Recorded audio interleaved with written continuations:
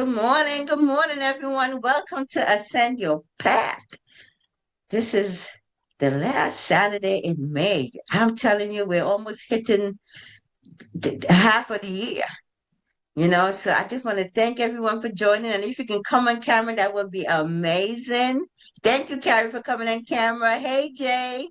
Hey, Barbara Woods and Drew. Yeah, Thank you, just say what now? Andrew.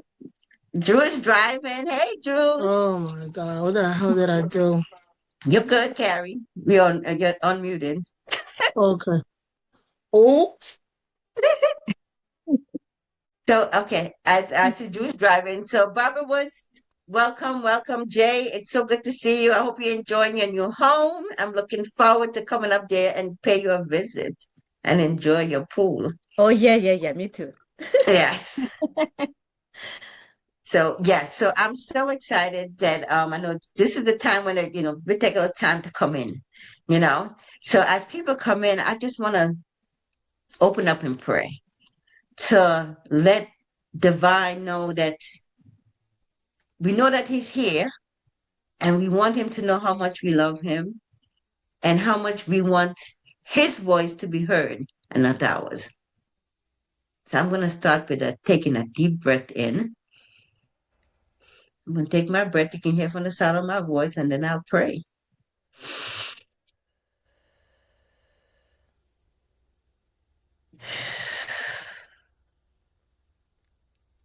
Father God, divine love, I just want to say thank you for this opportunity to come together again on Ascend Your Path.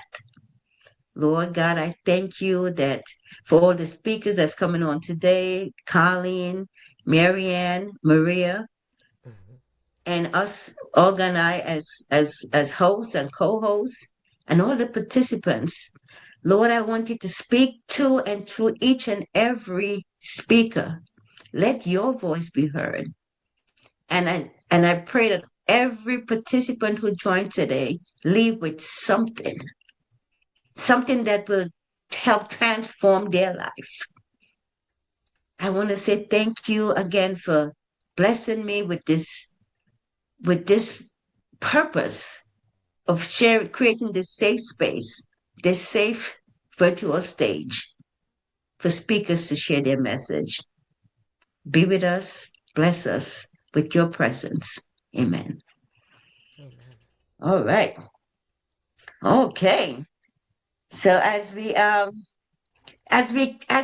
come into the room, I just want to say thank you to my speakers. We have a brand new speaker and a brand new best-selling author in 4 categories, which is Miss Colleen Becton. And she is so amazing. I met her, and this is why we so love community. And just to share with you a little bit about why community is so important, because we are so stronger. So when we look at the redwood tree in the forest, it's the tallest and strongest tree in the forest. And that's for a reason One. why that tree is so strong. It's because the roots intertwine with all the other roots of the other trees. And it makes it so much stronger. And this is what community does for us. It makes us stronger when we come together as one. And I so love doing this. It's been 5 years, and I'm truly excited to God to say, okay, this is your gift. And I was listening to a speaker this morning, and she was talking about purpose. We're all here for a reason, and we're gonna have to give an account when that time comes, which is when divine say, okay, what have you done with the gift I've given you? And I had to think about that. Am I truly living on purpose? Am I holding back? And what am I holding back? So, my question to you today is, and you don't have to answer that, okay? Are you using your gift that God blessed you with? Because out of all of those millions of sperm, you came. He says, I'm going to give you life. And you're here for a reason. So, I had to ponder on that a bit. Because to me, I believe I'm living on purpose. I'm doing what I love to do. And I enjoy doing it. And like the saying goes, it's not just a cliche. When you do what you love, you'll never work a day in your life. I believe that to be true. And I pray that each and every one of you live on purpose. Use the gift that God bless you with and touch someone's life. And sometimes it's just picking up that phone and saying, I've been thinking of you. So I just want to say thank you for allowing me to use my gift, for allowing me to live on purpose. So with that, I want to introduce you to my co-host, Olga Kamina. She's in Toronto. And I was just sharing that we've been working together for like 5 years, but we've been in business for almost three. And I love her as a sister. She's gonna just give a little bit of instructions on housekeeping, and we're gonna dive right on in.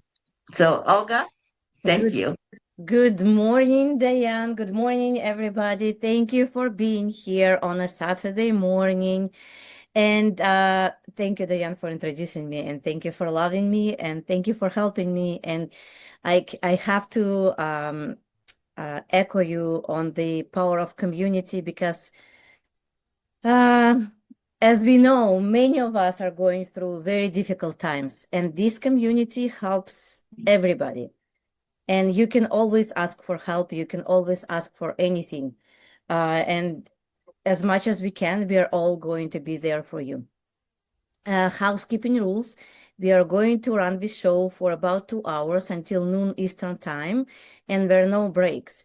If you have any questions for our speakers, please either put them in the chat or just wait until the speaker is done talking, and we will have an opportunity to ask questions. Other than that, no rules. Just be respectful. Yes, and keep on, stay on mute unless you want to talk. So good to see you, Star. And as Olga was talking about the journey, right? I was thinking about we had in life happens, you know, and we recently had. I'm in Dover, Delaware, and a couple of weeks ago we had NASCAR race weekend, and I was thinking about those drivers. When they got to come in for a pit stop, they got to repair their cars. Okay, so in life, those are the pit stops. But that we don't stay there. We continue. We fix what we have to fix and continue on that journey. So I want to encourage anyone who's going through a pit stop today, in this moment. Just realize that it's only for a moment. Don't stay there. Get the repairs done. Get fueled up. Get your tires changed, and keep on moving on. So with that being said, I want to say again, I want to welcome everyone again to Ascend Your Path. And my name is Diane, and I am so excited to be your host. And I love doing this every month. And we are always looking for speakers. I'm grateful to say, God, we're booked to December. I think I have 2 more remaining spots in December, so I'll be booking into January. So I am grateful to all the speakers who said yes to using this platform as a tool to really refine their message and spread the word, touch someone's life with the message. We talk about that gift, whatever that gift is that God gave you to touch someone's life.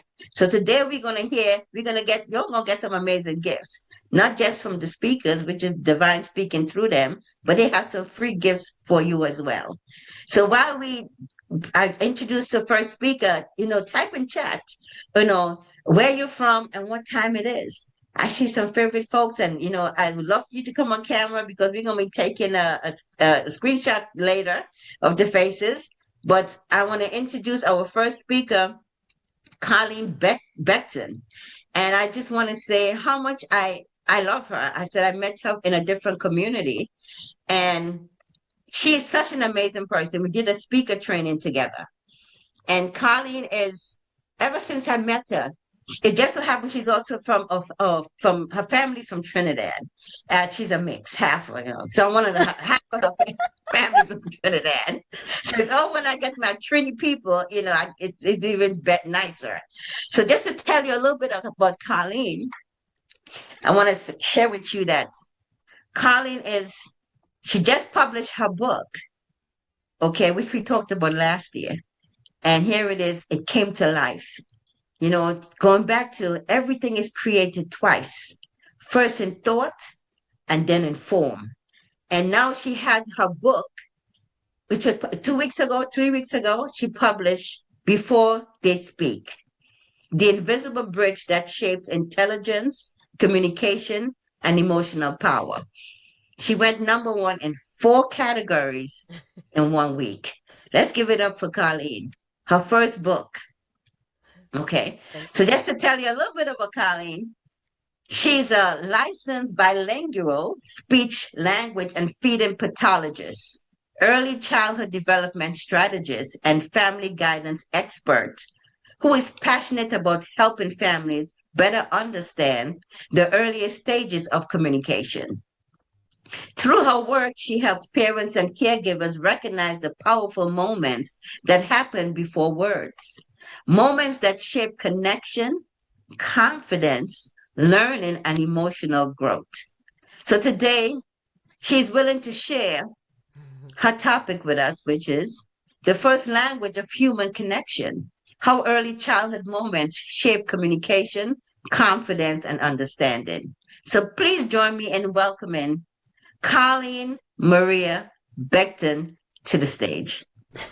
Thank you so much, Diane. Thank you for such a warm welcome. It's a pleasure to be here.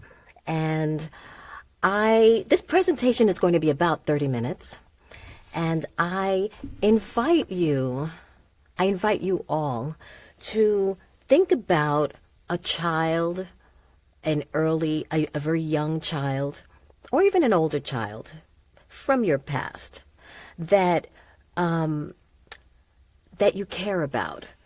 It could be your own child, a student, a grandchild, or even a neighbor. This is not a clinical presentation. This is not a judgmental presentation. This is simply an invitation to see differently. When we see differently, we see things that we've never seen before. And so I'm going to take you on a journey to pause and examine things in possibly a very new way. I went to a child's home to do an evaluation. And I generally evaluate infants and toddlers between birth and 3 years of age. 98% of my evaluations are done in Spanish, but the language doesn't matter. So I go to this home, and I'm usually just there once. I enter the home, the mother greets me, I sit on the carpet. The child is about 19, 20 months of age, and he sits there and he looks at me.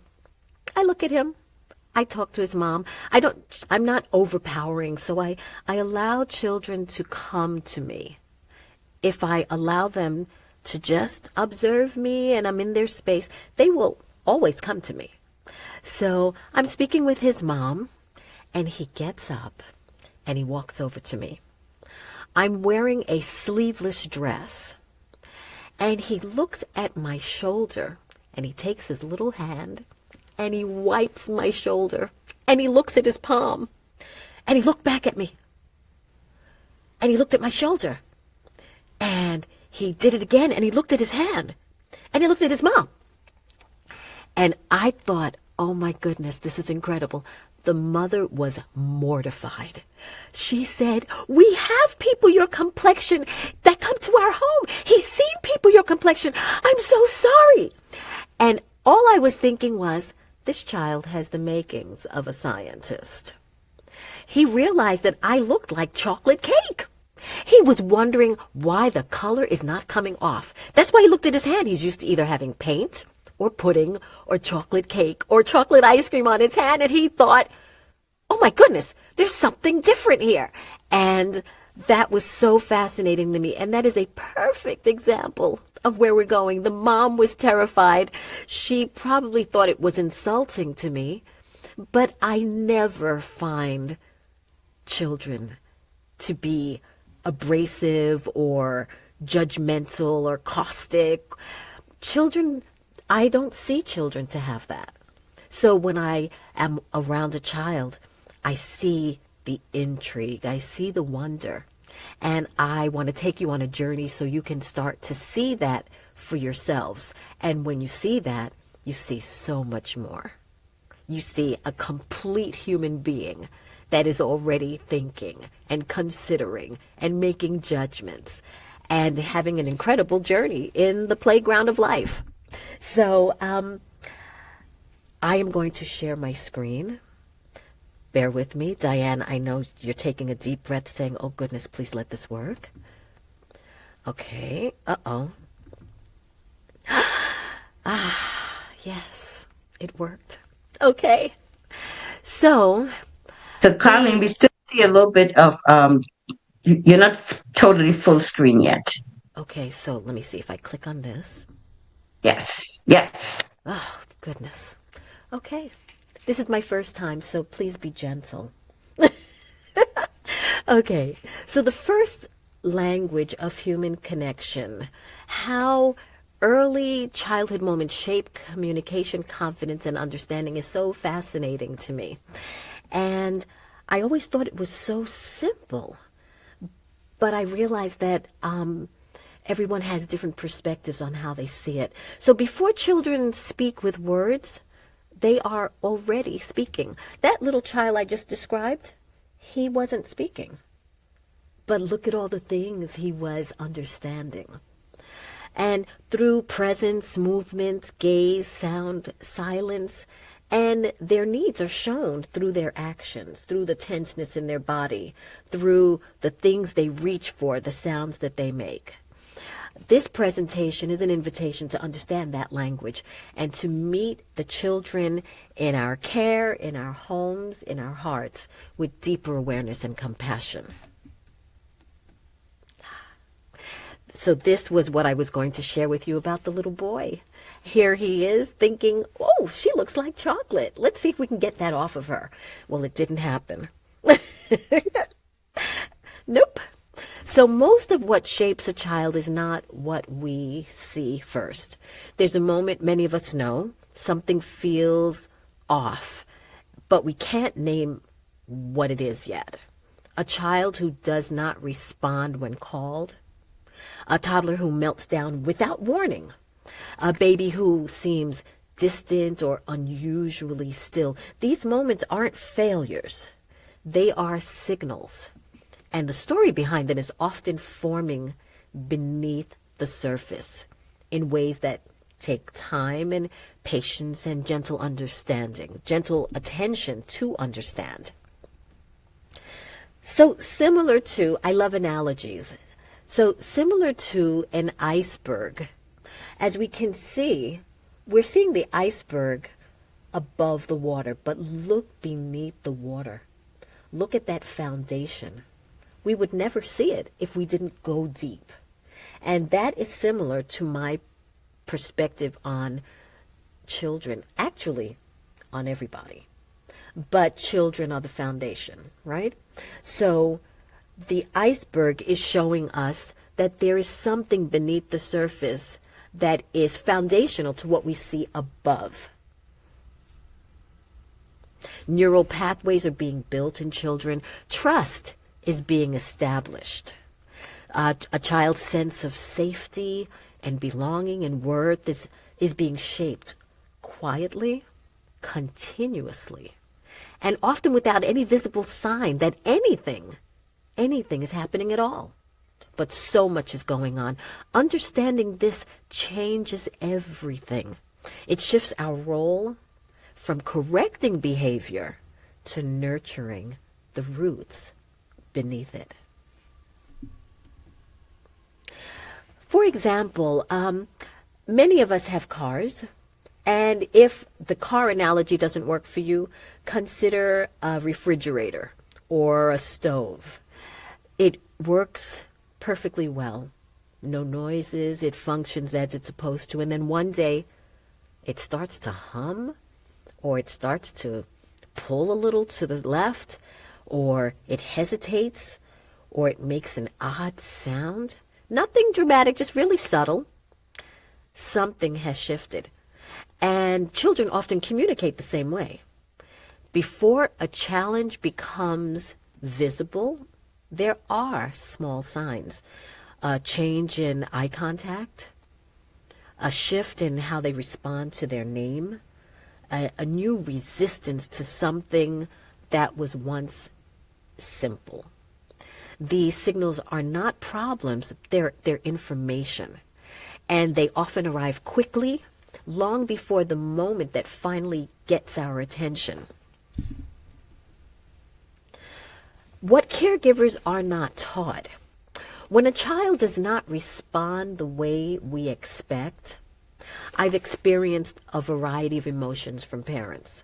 Some parents are filled with fear. Is something wrong with my child? With me? Did I do something wrong? Did I not eat the proper foods? Is it my husband's fault? Is it in my family? The fear of not knowing is real and it is intense. I have been in the presence of families that will weep in front of me, and in their time of releasing this pain as much as they can share with me, I understand that these are not things they're sharing with their family members or even their physicians. And this is their moment to share their fear, their confusion. And they sometimes keep things from family members and friends because of shame. Some of their friends or family may say, "What's wrong with your kid? What's wrong?" Or some may say, "Oh, there's nothing wrong," when you know deep within you there's something off. So these feelings are not signs of failure. They're signs of caring deeply. And they point to something important. Many of us were never taught how to read the quiet language of early childhood. What we may think and what may actually be happening. Some parents say to me, "Oh, my kid is lazy." Lazy. Some say they're ignoring me on purpose. They just don't want to. They're being difficult. They know better than this. These interpretations are natural, but they may not reflect what is actually happening for the child.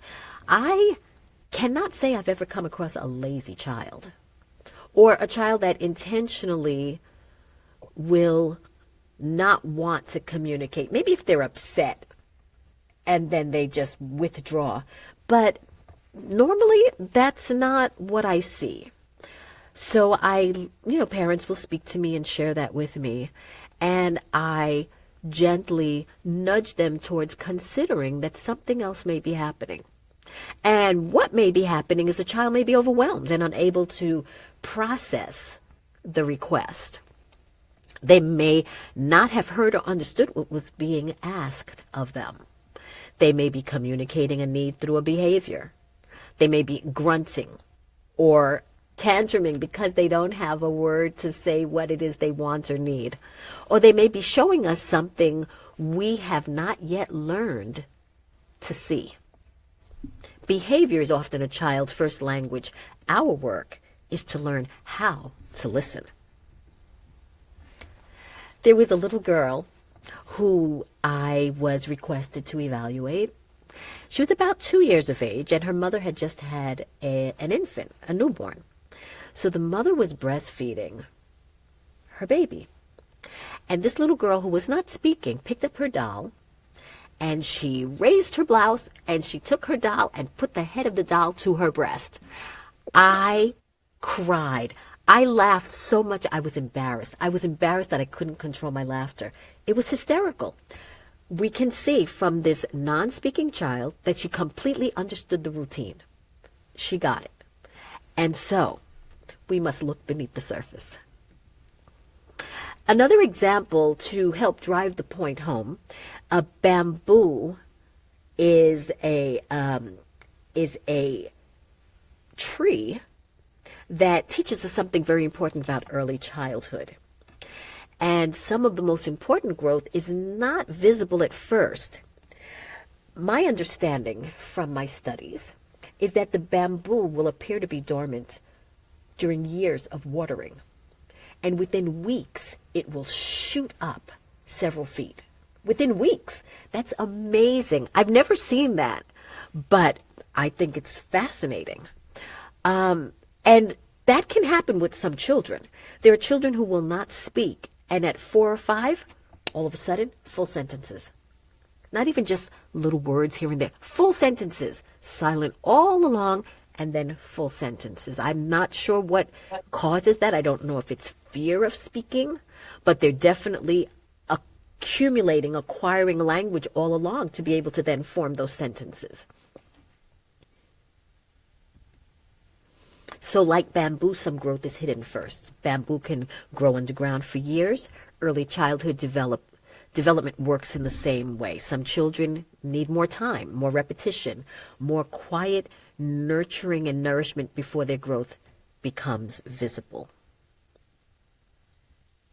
What looks like delay may be deep preparation. What looks like stillness may be the most important kind of growing. Now, Diane, I just knew that you were looking at my notes when you spoke about the redwoods, okay? So like redwoods, children need support to rise. The tallest trees on earth, the coastal redwoods, do not grow tall alone. They grow tall in, community. Neighboring trees, sharing nutrients, their roots intertwine. So if you look at this image here, their roots are intertwined. So the likelihood of them falling over, I'm sure it's possible, but their neighboring trees give them the strength and the nutrients to remain healthy and to stay upright. When we show up consistently, warmly, and attentively, we are not just raising a child, we are helping build the undergrowth, the forest. How am I doing on time? Doing great. Okay. The clock is going to go up, so keep going. Oh, okay. I just don't want to be too anxious or anxious at all. Okay. The moments that shape how a child meets the world. So here we have a few images.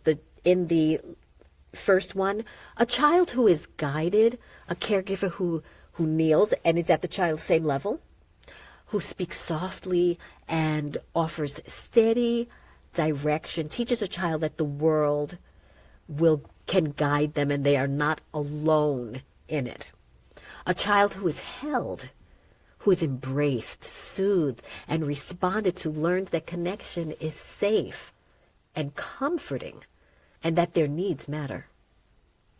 A child who is answered, a toddler who questions and whose questions and sounds and gestures are met with attention, who's responded to, they learn that their voice has value and that the world listens. These moments, small, ordinary, repeated, accumulate into something quite profound. They shape how a child understands themselves, relates to others, and moves through life. It does not stop in childhood. It grows throughout their lives. That foundational underpinning, I cannot express how crucial it is. I have seen the difference between children who are screamed at, and I could visibly see them shrink. That will not change unless something intervenes. If they repeatedly get that same kind of response from the people who are nurturing them, when they reach high school and someone is abrupt with them, they will shrink in the same way. When they become a grown man or woman and someone repeats that, their memory is going to shoot back to when that used to happen and they will continue to shrink. So the beginning is crucial. Before they speak with words, they are already speaking. Before children, they're speaking through presence, movement, gaze, sound, even silence. Like the little boy who touched my shoulder, silence and expression.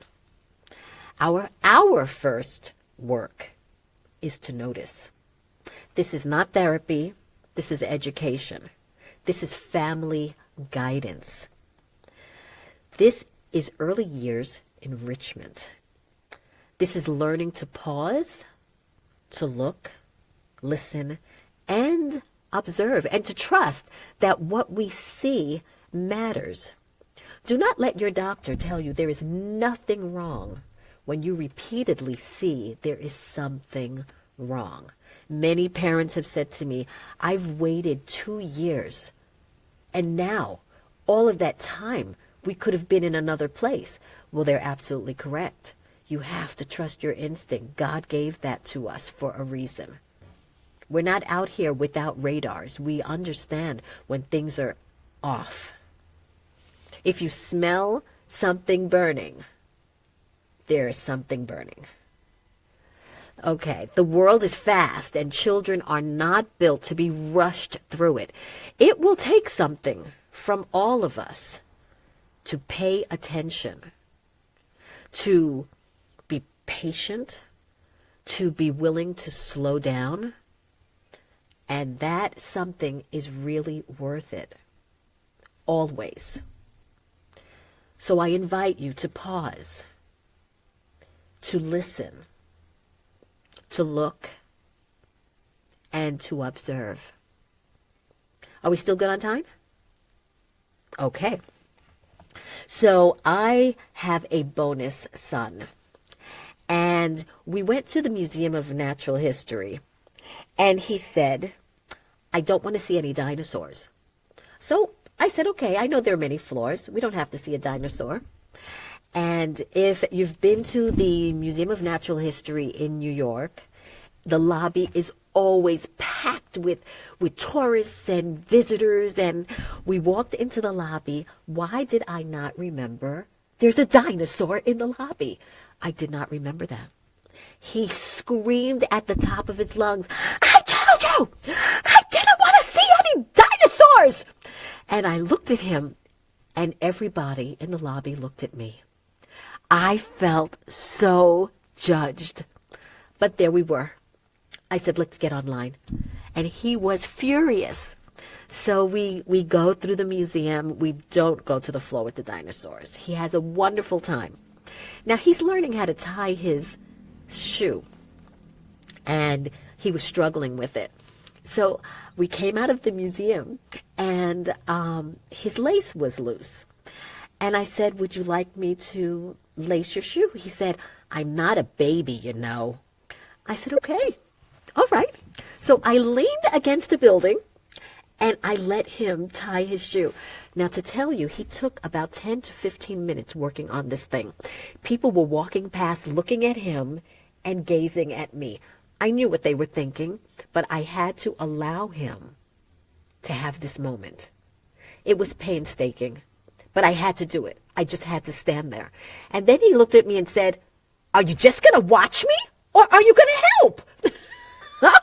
Now, I thought that was hysterical, because he arrived at the conclusion that he, in fact, needed help. So then I helped him, and we went along. The next day, he said, Colleen, will you help me tie my shoe? So I taught him how to tie it twice just to reinforce it, and I walked away from him and went into the kitchen. He comes into the kitchen screaming and jumping up and down. I said, what's going on? He said, I did it. I said, what did you do? He said, I tied my lace. I said, why are you surprised? I've been trying for so long. I said, but I know it. I always knew you could do it. And he just looked at me like, really? He didn't say it, but his expression taught me the plane has landed. He understands that he can do things given patience and support and time. That was a victory. He will take that through his life. So, I don't know where we are on time, but I'm just going to keep going. We have 5 minutes? Oh, wow. Okay. So you're going to have some Q&A. So they're going to have some questions for you, Miss Colleen. uh-oh. Okay, so on the screen clearly is my information. should you want to connect with me, Diane introduced me as helping parents, but in fact, it's parents, it's instructors, it's institutions. So it's a full ecosystem. I have in beta an app that I've created to assist parents in the moment. And the app is called In the Moment. And what the purpose is, when a parent is experiencing something with their child, they're able to access the app, understand what's happening, why it's happening, and what to do in the moment. So I am so honored for my book to have been received so well on 4 different categories. I had no expectation of anything like that, but I'm so pleased, and so many people are asking for it to be translated into various languages. And so the book is now developing a life of its own, and it's being translated into about 13 different languages. And so, yes, Maria. Maria says, wow, that's what I was thinking as well. But, as Diane said, my belief and my belief is that as God teaches through Scripture, He created me in His likeness, so my responsibility is to create.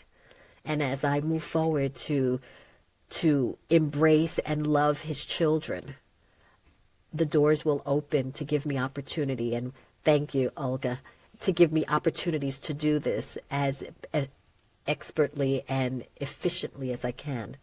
So I invite you, if you would like to connect with me, please feel free to either scan the QR code or take the URL that is there and reach out to me.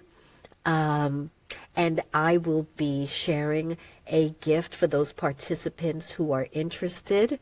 The gift, I did not create a URL for it. It is tantib.com. I'm sorry, I didn't create this, so you may have to write this down. Before hyphen. It'll be shared in the chat, and we're going to send it Perfect. Oh, out. thank you so much. So I don't have to say this, or do I?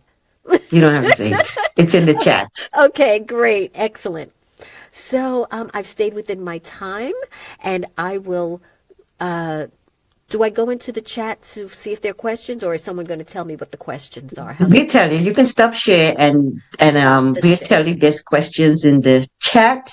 But one of the questions is Jenny was asking, does this work for grandparents? Absolutely. This works for mothers and fathers, nuclear families. It works for single mothers, single fathers, who are so crucial to the development and the balance of a child. No matter what anybody says, I have never come across someone who said it was fine that my father wasn't involved. And so I have a whole program for single fathers because they matter immensely.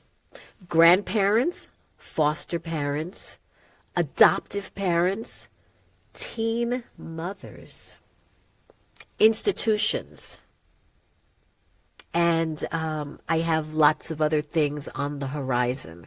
So I'm not going to give it all away at the moment, but do stay connected, and it's been a pleasure. But thank you, Colleen. So now, if anyone have any questions, you can put it in the chat, or you could raise your reactive hand that's in Zoom, or you can put your hand up, and we will unmute you and get your question answered. Maria. Thank you for bringing me up. Colleen, that was impressive, very enlightening, and like someone commented, I wish I had that information when I was a young mother. My kids are all older, in their 20s and 30s, and that information is just so valuable because a lot of times people do just think they're lazy or something like that. And like you said, to pause and really understand what is going on is so important. So thank you for sharing that. That was just very insightful. And I can't wait to see your book. It sounds like it's a great read, and I think I might give that to gifts for some new moms. Thank you. That is exactly what a lot of my friends have been doing with their children who are now having grandchildren. Mm. And I'm so blessed that it's impactful uh because it, you know, can I give an example? Like a really quick example? I I envision a father who's watching a football game and the toddler comes along and is pulling on his pants and the dad is like in the game and like, no, no, no, not now. And the kid comes back again and the dad is like, go play with your toy. That is, that's going to echo. That's going to mean something. As simple as that may seem to the parent, that is resonating very differently in that little one. Yes. Thank you, Maria. There's a couple of questions in the chat. Olga, you see, as he starts asking, how did you create your app, which is kind of technical. So I don't know if you want to give it's a kind of work. That's going to be some work, right? So start, maybe you want to connect with Maria. I say Maria. This is quite interesting, guys. Talk about how this synchronicity happens on Ascend Your Path. We have three Marias on here, pretty much. We have Colleen Maria Becton. Okay, we have Marianne, another upcoming next speaker, Marianne Ewasyn, and she has Maria in her name. And our closing speaker is Maria Wilson. How is that? How does that happen? So, Star, I will encourage you to connect with Colleen, and she can help. I'm sure she'll be able to help you with that. Anyone else? Any other questions that I'm No, missing? I saw What's the name of the something. book? What's the name? Someone said something about I was a mother, a frustrated mother. What is that? As a Can young mother, I feel that I parented from a place of frustration. And why? Can I ask you? Like, what were you I feeling? don't know who that is. It says Yes, iPhone, so I'm iPhone. not sure who that is. Oh, That's me. That's me. Oh, that's Oh, Jean. hey, Jean. Yes. Jean, Um, why do you feel like why did you feel like that? because I was alone. Um, from the time I got pregnant, I was alone. You know, after the baby was born, I was alone, no help. Mm-hmm. And I was 19 and I Okay. had to do it all on my own. And I think at sometimes I'm getting I'm getting emotional now. Sometimes I parented from frustration because of lack of finances, lack of support, and sometimes I took it out on my child. Oh, well, if I can offer some words of encouragement, is your child in your life? Yes, he's 50 now. He's 51 now. Have you ever said this to him? No, but I Please, see please what, tell him. Tell him. yes, what Tell you were him. saying just now about shutting down, Yes. he does that. Ay, ay, ay. Listen, if it is not too late for you to love on him, you can heal that. I do love on him. No, I no, no, love no, on no. him, but I've never But said it to him. no, you got to tell him. He will start to understand. Tell him. Oh my goodness. You gave me goosebumps. Look, can you see my goosebumps? Oh. Yeah. No, you must tell him. I congratulate you. You just freed yourself. Tell him. It will change your relationship. I guarantee you. Thank you. You are so welcome. This made it all worth it. Yeah. Yes. Thank you so This is much. it. You are welcome, Jean. A pleasure. Thank you for being open. It takes something to reveal that. Yeah, that's why I put it in the second comment. In the first one, I didn't say it, but I I glanced said, something and I'm like, what was that? I saw that. I saw that. Yeah. No, no, no, no. If you have a pain, let it out. You have just freed yourself. Free your son. Mm. Free him. mm, Help him to understand. And I'm glad I came moments on. of- I wasn't going to come on because we had something going on last week with him and stuff in his life, and I was dealing with that. And I didn't feel like coming on today, but 10 minutes after, I said, let me come on and sit and listen. No, share with him. Does he have children? Yes, he has 2 children in Guyana. Is he with his children? No, he is in New York, but his children are still in Guyana. Share the book with him. Okay. And create moments with him that you feel that you weren't able to create before. He's not too old to have beautiful moments with his mother. Oh, yes, when he came up here in 2019, we were living together. Mm-hmm. And then about 2 years I lived with him, and then I retired and I came to Virginia. So he's living with his girlfriend right now. But what I'm encouraging you to do is to share from the perspective of a mother nurturing her son. I know he's not a child. That's not what I'm saying. So enjoy the journey. I You're on a will. path. Okay, wonderful. Thank you. Okay. Thank Thank you. you. Okay, so when are we coming up on time? So we have Teresa have a question. Hi, good morning, everyone. It's not so Teresa. much a question, it's just in reference to the lady that just spoke. Sometimes we have to remember, and I tell my kids at whatever point in time that I had them, because I was a young mother, I gave them the best of who I was. And being that they're mothers now and fathers, I want them to know at each point, tell your children you're giving them the best that you can at that point in time, because we are all constantly growing and expanding, and we can't beat ourselves up. Thank you. Excellent. Thank you, Teresa. So Mary asked a question. Have you considered doing, and which is something I know Colleen is doing, she's working on that. Have you considered doing a video in cartoon form for teen parents? Teen parents, a video. I had not considered that. I have a children's program that I'm developing for the toddler group, and I'm so excited. Teen parents. And who is that? Who said that? Mary. Mary. She got her hands up. Mary Buckner. Buckner. Oh, okay. Mary, can you get in touch with me? Because I want you to share with me what you're thinking. Yeah, in cartoon form for teens. I would love to hear what you're thinking, because it may not be what I'm thinking. So, yeah. Awesome. So now as we coming up on time, Colleen, what a great share. Thank you. Let's give it up for Colleen. This is her first presentation. Isn't that something? Star's asking how to get a hold of me. We're gonna be sending this in the replay, and Olga's gonna repost it in the chat. And I just want to say congratulations, Colleen. You owe me every time. And this is why I just love doing this. I don't care if 2 people show up. It doesn't really matter, because it just gives, here it is. You just bloomed out of the gate. And I have so much to say, but we coming up on time, because I'm applying it to an adult. You know, when we look at it, it's not just creating a foundation for children. That foundation, we could apply it in our adult lives. Absolutely. You know, so I'm truly excited. So, Colleen, thank you. Great job. Thank you for having me. Thank you. Okay.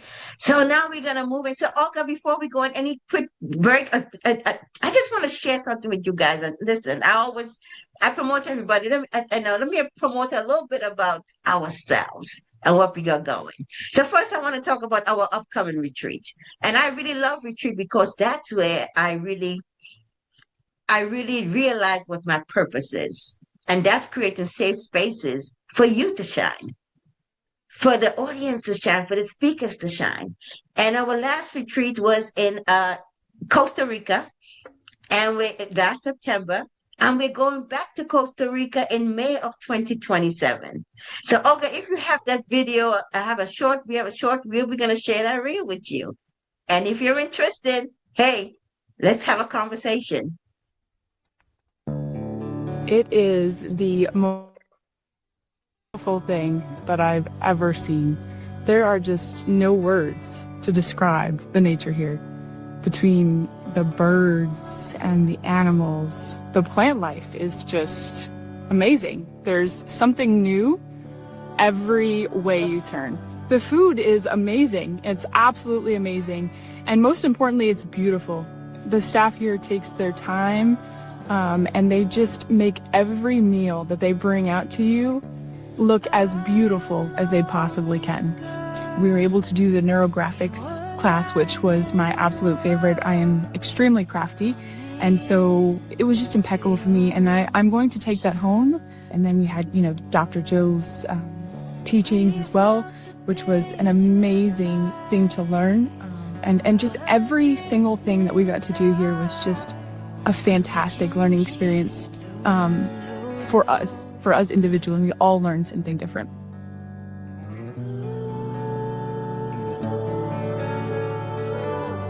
No, I'm getting goosebumps because I'm so excited about going back and talk about that couple that was being passed. I mean, the service there, it's first class. It's all inclusive. It's top of the line. And in the mornings, they don't want you to get up early because there's no coffee pots in the cabins, right? Because it's cabins. They will come to you between 6 and 6:30 in the morning with your preference of drink. So that's him. I don't know if that was me or who that was. That was one of the guys, the workers, delivering your drink of choice, and you have your cup that you get to bring home as a memory of being at Verdisana. So I'm truly excited about that. And so now I'm going to bring up our next speaker, who's Marianne Ewasyn. And Marianne, we've been journeying also for a few years. And she's so amazing because she's going to talk about a topic that's near and dear to my heart, which is the law of attraction. I'm so excited to hear from her, and I just want to say a little bit more about who Marianne is. So Marianne is passionate about helping people move from struggle to fulfillment. After overcoming personal challenges and finding greater joy, purpose, and love in her life, she now helps others eliminate stress, doubt, and overwhelm so they can create a life they truly love. Who do want to have a life that they really love? Yes?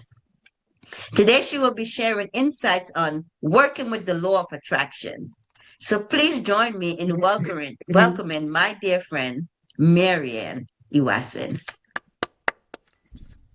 Thank you. Thank you, Diane and Olga, for hosting this. And I just loved your talk, Colleen. What an important topic. I just love that. And I was just trying to share my screen. Does everybody see my screen? Yeah. Yep. All good. Perfect. Thank you. All right. Working with the law of attraction, the missing pieces of manifestation. Okay. First of all, I've got a surprise for everybody. Okay, so I want you to look down on the floor. Just look down on the floor. Now look under your seat. Do you see it yet? Do you see that yet? What I want to tell you is you are sitting on a gold mine right now because you are already an amazingly powerful manifester. Just think, you've actually created everything already in your life. And our brains are broadcasting and receiving stations that work 24/7. That we're always working on transmitting what we want and receiving things. And because we've created everything in our life already up to this time, I guess the question would be, do you think you've been creating things deliberately with intent, either consciously or unconsciously? Or do you think it's been sort of a hit and miss, more of an inconsistent sort of thing?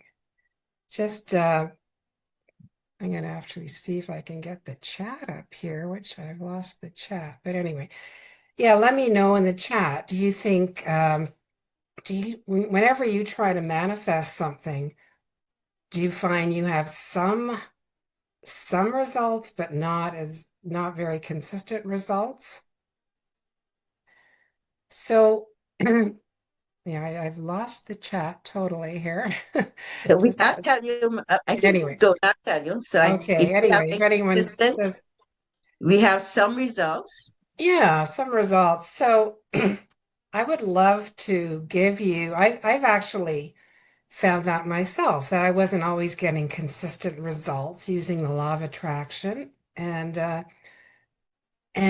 But I've actually lately done a deep dive study into this, and I've realized that there are some missing pieces to this that a lot of people are not actually aware of. So would you like to know what some of these missing pieces are? I'm going to actually go through the 6 steps, but there's 3 pieces that I think are often missed. So if you would love to do that, just put a yes in the, hear about that, put a yes in the chat. Yes, you get Okay, a lot of yes, yes, yes, yes. perfect. Thank you. Okay, so the first the first step is something that people don't really want to look at even. It's because we all, we're in this community, we want to be so positive all the time.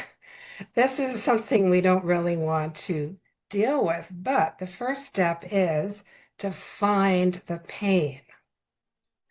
And a lot of us have become numb to some of our pain. And this is not something that we want to dwell on. We just want to be there for a very short time. Just visit this area. So we want to feel the pain, feel what you no longer want to tolerate. For example, if you're driving like a 30-year-old rust bucket of a car that's just fallen apart. You and you would love to have a new vehicle. You you want to just feel that pain and and use that energy to transmute it into what you would really love, into your strong desire. In this case, it would be for a new vehicle. And the truth is, we're actually more motivated to try to eliminate pain or lessen our pain than we are to get some pleasure. So that is the first step, just to find the pain and feel that just for a short time and say, what am I not willing to tolerate anymore? And then transmute that energy into what you would love. It's like giving you like a jet booster there. Okay, the next thing is the next step is to clearly define what you want. Now, a lot of people don't really have a very good idea of what they want. They may have a vague general idea of what they want, but a lot of people don't really have a very defined idea of what they want. So I want to just do a quick exercise with all of you. And for the next 2 minutes, I'm going to time it. I want you to just write down, if you've got a notebook there, write down everything you would love to manifest. Just whatever comes to mind for the next 2 minutes. And I'm going to put my timer on here.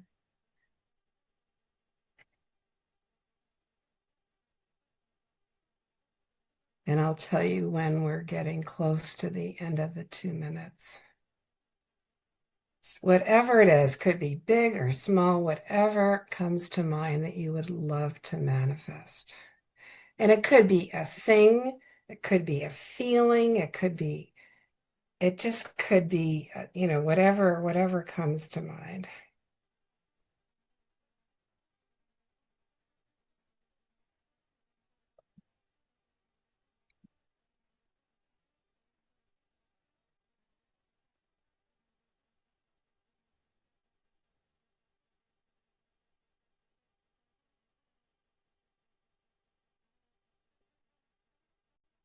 Okay, we've got about a minute left.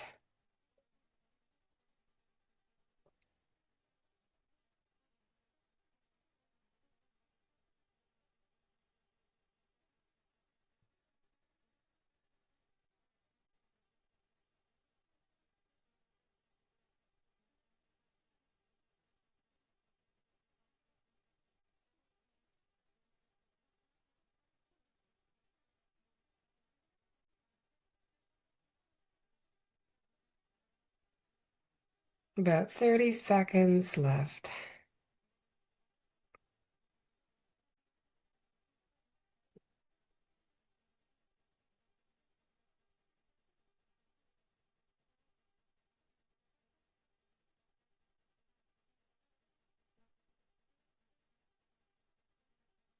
Okay, we're down to about the last 5 seconds here. Okay, all right, you can stop writing now. Okay, now I'd like you, I'd like everyone to look at the list you've written, and I want you to rate each thing on a scale of 1 to 10 as to whether you think you can manifest that within the next, I'd say, 6 months to a year. So 1 being you have very low probability of manifesting that in the next 6 months to a year. 10 would be you're quite confident you could manifest that in the next 6 months to a year. So rate every one of those items. Just give you a little bit of time to do that.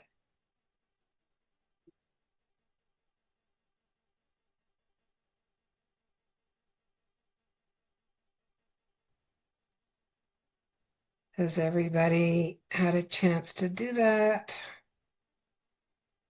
Pretty much. Okay. Let's give you another few seconds.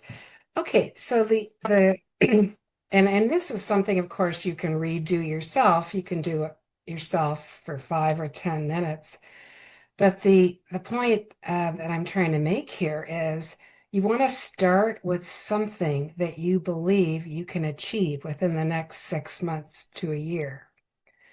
Because you want the best you can have when you want to manifest something, you can be very specific, like you want a certain type of car, color and style and all the features, or you can be very general. You can be more general to say, I want a brand new car, luxury car, and you don't care what it is. Or you can just want a feeling. You can just say, I want to feel amazingly good, confident, whatever, just at peace and in harmony with everything. So it could be, now when you're more specific, that is stronger. That's a stronger signal you're sending. But I just want to tell you, you want to get something that's in your sweet spot. So something you believe you can achieve, and you want to also be really excited about it. And thinking about it really lights you up, really makes you feel good. So that would be your chief definite aim that you want to focus on initially. And I'll just tell you a quick story. One of my mentors was talking to somebody, was coaching somebody. It was actually a farmer who desired to have wealth in his life. And so he said to the farmer, what would you love to manifest? And he said, oh, I would love to have a Lear jet. And the mentor said, Lear jet, what do you know about Lear jets? And he says, not a thing. I just know that all the wealthy people have it. So the mentor said, okay, well, what sort of vehicle are you driving right now? And he says, oh, I've got a 20-year-old pickup truck. And the mentor says, okay, would you love to have a new truck? And he said, well, yeah, but I can't really imagine myself having a new truck. But then he said, but a 10-year-old truck, I saw one of those on the market. It was just perfect. And I would love to have that. So that is the sweet spot there for that person. So you've got to find your sweet spot, something that you would love to have, excites you enough, but you also believe you can actually attain that. Okay, so the next step is to write it down in blue ink. Now you may say, why blue ink? And on white paper, ideally. And you might say, why blue ink? Well, every color has a vibration to it. For example, red is sort of puts you on alert. It's got this this sort of a vibration to it. Blue actually brings coherence to your right and left brain hemispheres. And when you write in blue, and especially if you write out what you want, especially if you write it out in cursive writing. I know cursive writing is becoming less popular these days, but especially if you write it in cursive writing, that actually activates a lot of neural pathways. And it's like even moving your hand through these intricate motions, that actually helps bring transforming your thought into the physical realm. It actually does that into the physical plane of existence. So that is something that I would really encourage you to do. Write down what you would love. And you can do this daily. You can read from it, but I would write things down in blue ink and cursive writing if possible.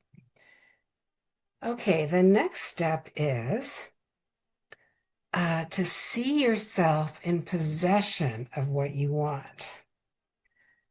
Now, and you've probably heard Napoleon Hill talk about having a burning desire. If you just have a wish for something, or you say you wish for something or you want something, that is a lot weaker than really needing it, really having an obsession for it, needing it. And that is, something that you would want to really develop. Now, Earl Nightingale, in something he said was the strangest secret, and I'm just paraphrasing here a little bit, is that you become and you get what you think about most of the time. So you want to really, so if you want that, for example, that new vehicle or whatever it is, you've got to really have this need and obsession and burning desire for it. And you want to be thinking about it throughout the day, not just once. And when you think about it, the longer the better. So like a minute to 90 seconds, just have this thought. So you are transmitting this through your brain, which is a very powerful transmitting station. You are transmitting this to the universe. And it's better that you do it for about a minute to 90 seconds rather than like 5 seconds here, 5 seconds there. You want to have some power behind your thoughts. And actually, manifestation is actually 90% of your thinking. So your thinking is so important. And the other 10% is sort of the mechanics of what you do and maybe some action you take and the skills you might get along the way. But the thinking is really the key. So you want to make sure you're thinking most of the time about what you want rather than what you don't want. And a lot of times, so if you have too big if something's not in your sweet spot, you'll probably know that because when you think about it, you won't feel good. You'll feel the lack of it. You'll feel, how can I get that? So that's when you want something in your sweet spot.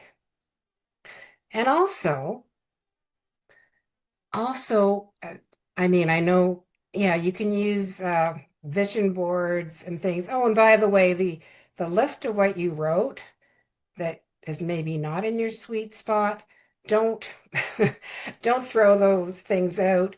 That can be something you can put on your vision board, your dream book. That is part of your big dream. So, but you just want to start a bit smaller and really get your belief your believing power elevated here.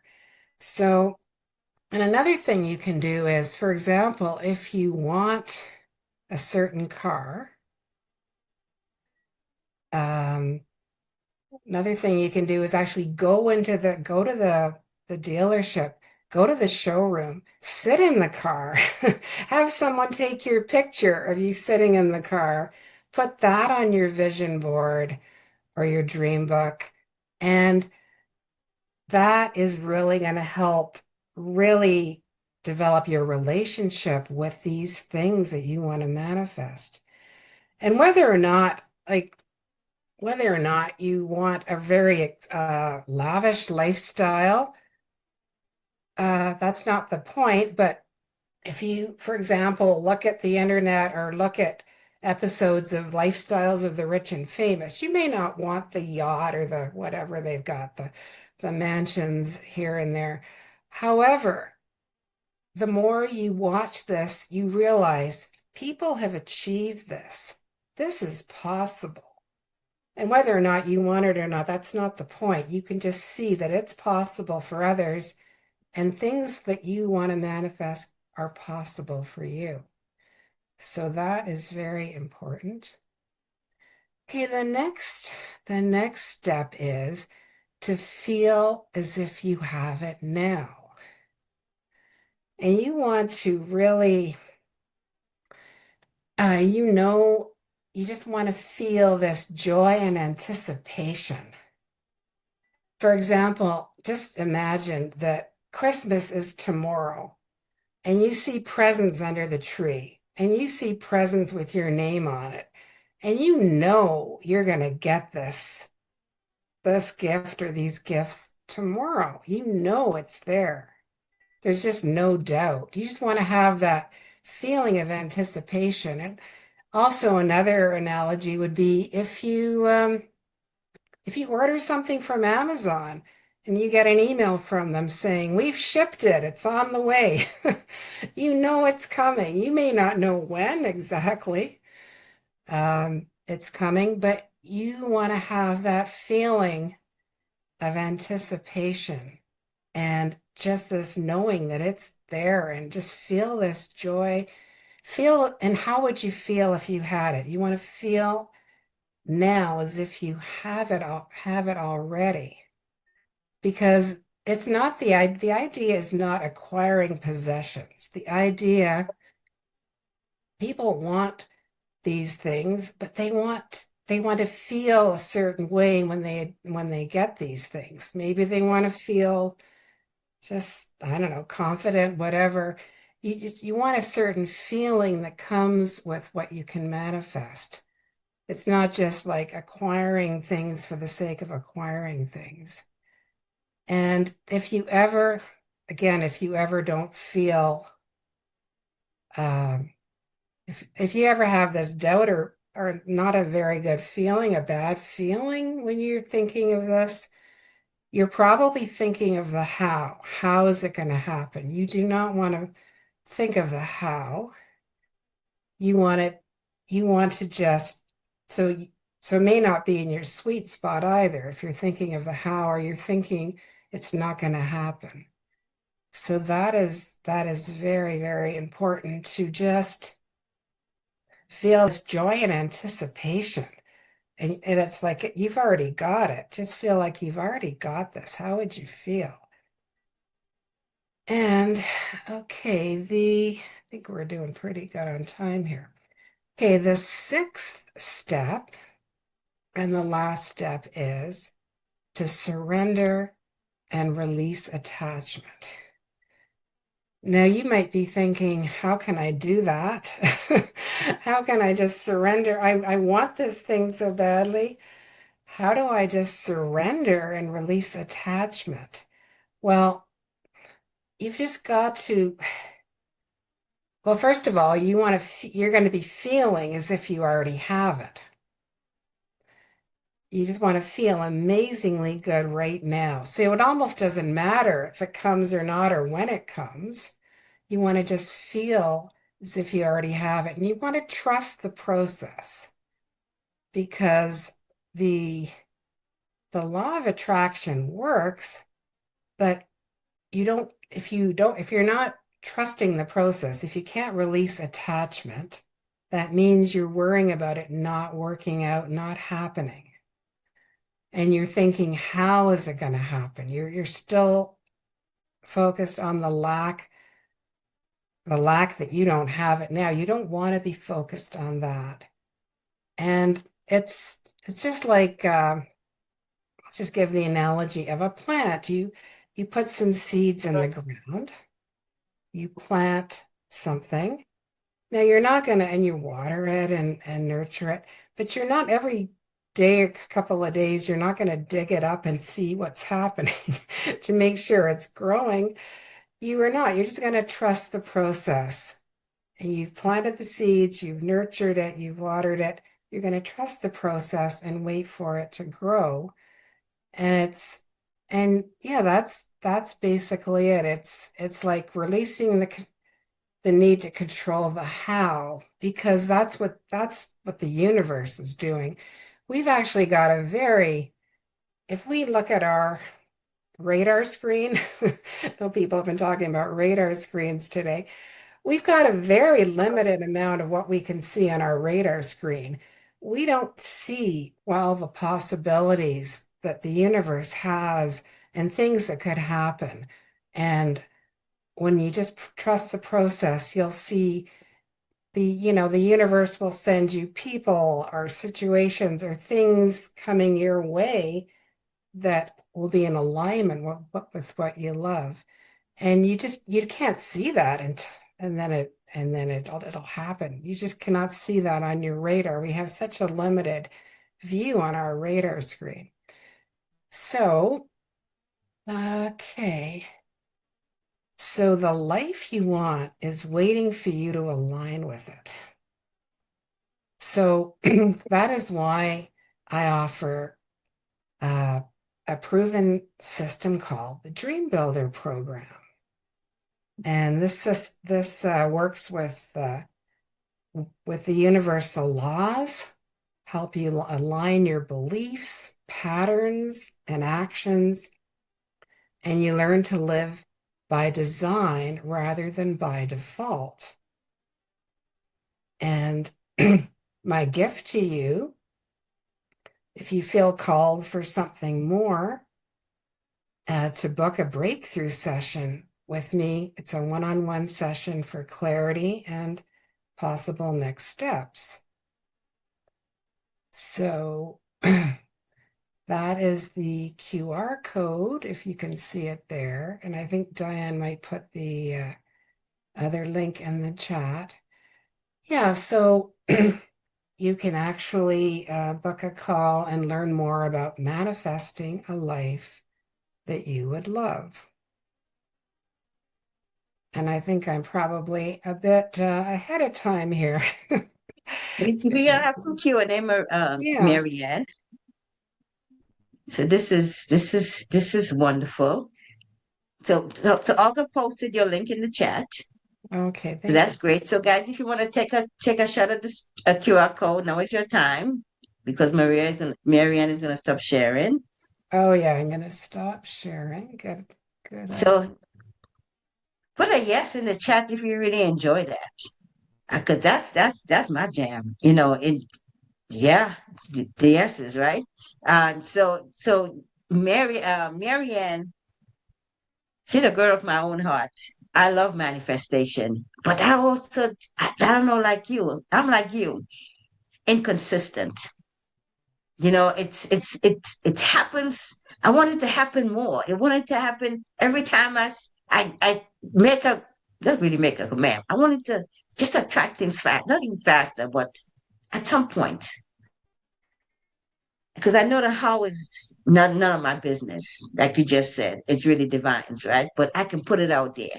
But I do know when I put it out there, it happens. And there's times when it just happens like that. You know, you think about that car. I always love a red car, and I started thinking about a red car. And every time I looked around, there's a red car. So if there's any questions in the chat, you can or anyone have a question, put your hand up so Miriam would answer you, or I don't know. Did you notice anything in the chat, Olga?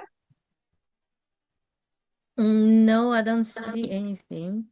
You I know, just see Tracy's comment, very long one.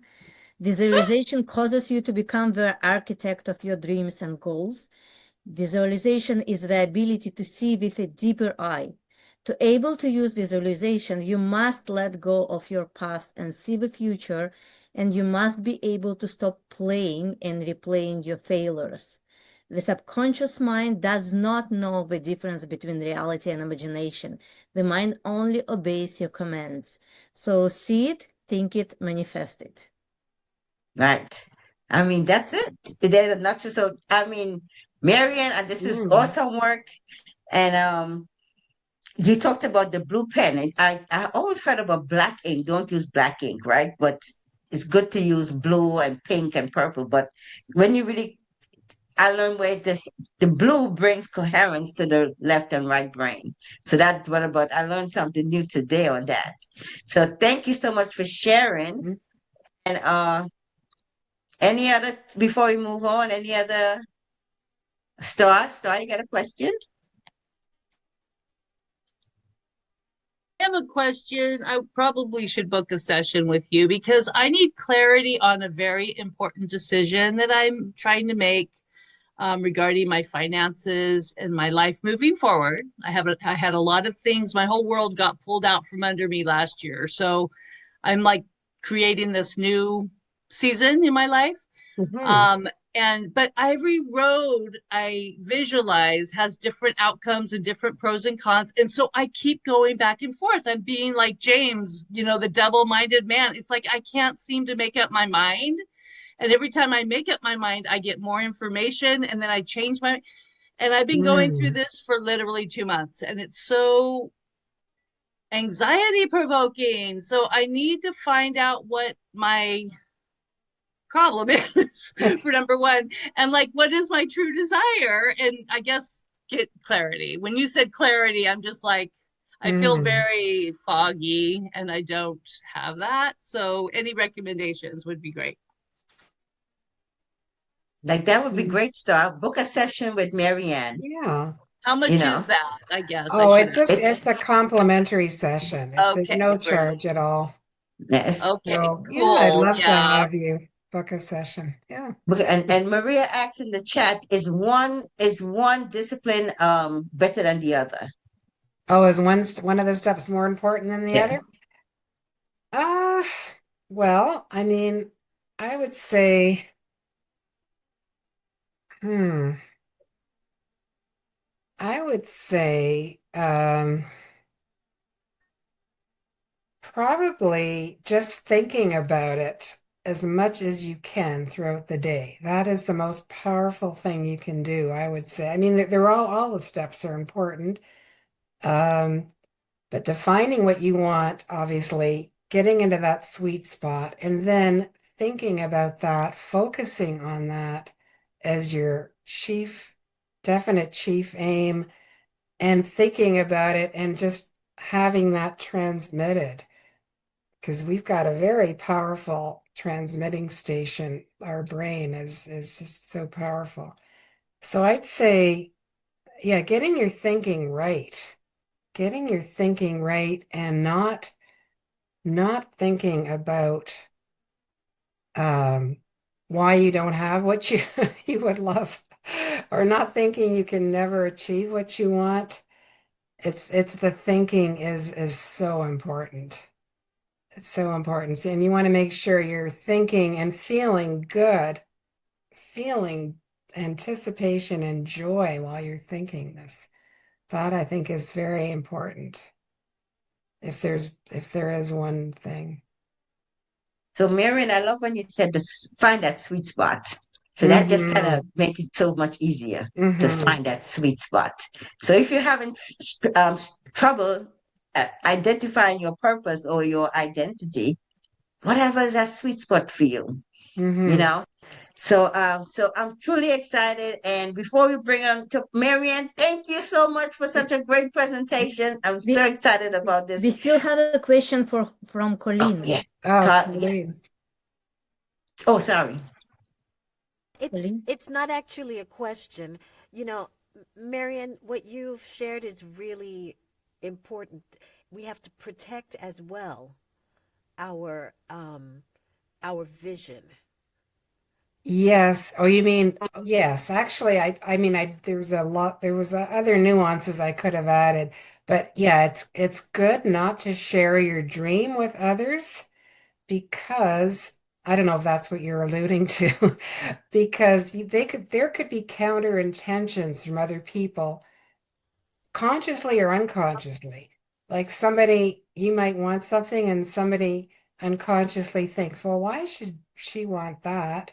Or why, I mean, there would be these counter intentions. It's best not to do that. It's best just to keep it in your own dream book or vision board, just so you can just see it yourself. Hmm. Yeah, and especially it's like protecting something in its infancy stages, like Mm. you're talking about. It's that precious dream just starting. Yes, is that what Yeah. you were talking about, or? Well, I had shared with someone the translation of the book into these different languages, and the Hmm. person said, "Why don't you wait and see how the book does?" I said, "It's in first place in four categories. What would I be waiting on?" Yes. And so I thought about it the next day, and I actually, I don't want to say I became depressed, but I started thinking, where'd you get these grandiose ideas that you could do all these things that are actually falling in your lap? And then I said, no, no, no, no, no, no. You're exactly where you're supposed to be. Limit your Hmm. exposure to people who are going to put water on your fire. Carefully. Yes. Yes, you don't. Yeah, it's right. You want to ignore the naysayers. You. But it was shocking how intense that came. I mean, like for the rest of Mm, the next day, I was struggling with what am I doing? Hmm. Yeah. Yeah. And mm, I think Colin made a great point there as well. Don't share your dream. I mean, share your dream, but you can't share your dream with everybody. mhm, Because some people, they don't even have to say anything. All they have to do is give you that look. mhm, Okay. Okay. And that really puts a negative spin on your dream. So this is why we love this community. Because mhm. this way we're like-minded people wanting the same things, and we're here to really support each other on that dream. So really, thank you, thank you, thank you. So I know Yeah. our next guest speaker is waiting in the wings, and I'm so excited to bring her on. Who wants to get out of debt? Who wants to know how to make some money so they can get out of debt? Yes. Okay. So let me tell you about Maria. Maria is so amazing with the work that she does. And I'm so excited to share all about her. So, Maria, she's known firsthand. No, start over. Center, center, center. Okay. So, Maria knows firsthand that financial freedom isn't about how much you make, it's about having the right strategy. After overcoming nearly $500,000 in debt and spending more than 40 years managing finances, including corporation budgets exceeding $65 million, she now helps others move from financial stress to financial clarity. Today, she's sharing her topic on from financial chaos to clarity, your personal strategy to wealth. Maria, I mean that 500,000, she was 23. I left that out.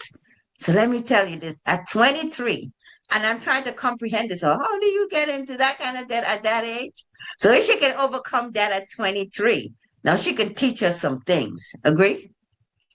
So Maria is known as the financial, where did I put it? The financial empowerment coach. So Maria, welcome to the Ascend Your Path virtual stage.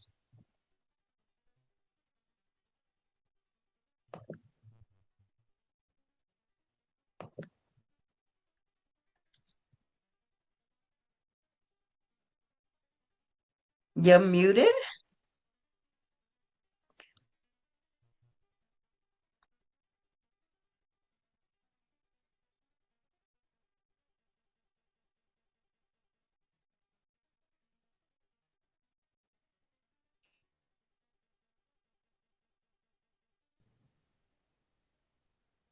Now I'll share my screen. Okay. Thank you, Diane. I appreciate that. And I am excited to be here today. And let me just say, Colleen and Marianne, what great presentations. Thank you so much for sharing your wisdom and experiences and knowledge with us today, because I learned a lot just listening to the two of you. And I am privileged to be sharing the stage with you too. So, yes, I am here to talk a little bit about finances. But before I get started, I want to just show you something. And where's my... Can you guys see can you see me? Yeah, you can see this thing. So I'm holding up this little thing. Key thing on here is the keychain. And the reason why this is important is because this is something I bought when I was 9 years old. And it may not mean a lot or may not seem very significant right now, but it's something that has been meaningful since I was 9 years old. It actually has held the keys to many things that I manifested in my life, goals and dreams that I had that I thought was impossible. And it's my constant reminder about that. So it's kind of, although it seems very small and insignificant, it really has a lot of meaning to me. When I was young, my Uncle Tom used to speak to me often, like all the time, about money. And he would say to me things like, pay yourself first, save, invest, plan ahead, do things intentionally, spend money intentionally, don't just throw it away. And at the time, honestly, I didn't really know why he talked so much about money, but he was passionate about it. And it became something that I just heard a lot about. And before I went to Disney, my mother actually gave me a number 10 envelope and said, here, put your money in here that you want to save so you can buy something when we go to Disney. And my uncle used to also use these little white envelopes to manage his money. So what I did is I started saving my money. If I got money for a birthday present, I'd put it in the envelope. If I got money for, back then there were payphones all around town, so I'd always hit the little return thing, see if any coins dropped down. If I did, I'd get that money, throw it in the envelope. And little by little, I saved money in that little white envelope. And when we went to Disney, one of the things that I bought, because at 9, I didn't really have a lot of money, I bought this little keychain. And like I said, the amazing thing is I still use it to this day. You see, one thing that I've realized over time is that financial freedom isn't built through perfection. It's built through awareness. When you're aware of what you have for money and what you're doing with that money, making intentional choices, having consistency. That was a big thing for me, is being consistent about things and having a simple strategy that you can actually follow. Now, I need to be honest with you. My journey with money wasn't always perfect. As Diane said, at 23, I just got married. My husband and I had this dream of starting a business, and we were both working full time in our jobs, and we decided to start this other business, and we bought this property with other properties that we had already bought and started a business. And shortly thereafter, we decided this wasn't going to be the thing for us, and we were going to sell the property. Well, that didn't happen overnight. And the debt was suffocating us. And there was this fear, there was this stress, there was this financial overwhelming feeling going on. And I remember laying awake at night saying, how am I going to get through this? And it was one of those things that I'm sure some of you might have also had that feeling that overwhelming stress of financial overburdens. And it may not have been the same exact example as mine, but it's one of those things that just takes away from everything else in your life. And no matter how hard I was working at what I was doing to make money, it didn't matter. That financial stress didn't go away. And it took 13 years to sell that property. So this is how long I lived in that stress. But here's the thing that changed for me when I stopped at that point in time, when I was going through this, when I stopped focusing on trying to be perfect with my money and just focused on being able to get clarity about what was going on with my money. That was the first step that I needed to do, and that I realized helped me to start taking control back about where my money was going and what it was being used to do. The one thing is clarity creates confidence. And the more consistent you are with getting that clarity, the more confident you become with your money. One of the things that I felt very much so at that point in my life was shame and guilt and judgment about what I did and where I was. And once I started to get that clarity, I started to see that, okay, this was a choice we made. It didn't work the way we thought it was going to work, but that was okay. We could get through this, and we were going to get through it. And it was going to take time, and that's what we did. And someday, hopefully, we'll sell the property, but unfortunately, it's not like the market is today. It took 13 years.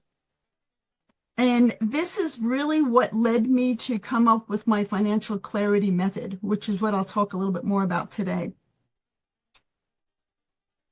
The first step was really understanding where my money was. What do I have? Where is it going? And I kind of like skipped a couple of slides here. I kind of get stuck in my conversation. But the first step that in my method was awareness. And that was the real light bulb moment, really looking at the money. What was it? Where was I doing with it? How could I control that? And it's to get out of that overwhelming feeling. It was not about, it was not about where's my money going. It's like, what's causing the stress? What was important to me? How do I redirect that money? And just understanding those numbers, that nobody likes to look at the numbers, was the first step. The next step was alignment.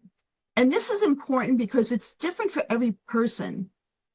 Alignment really is answering the questions, what's important to you? What matters in your life?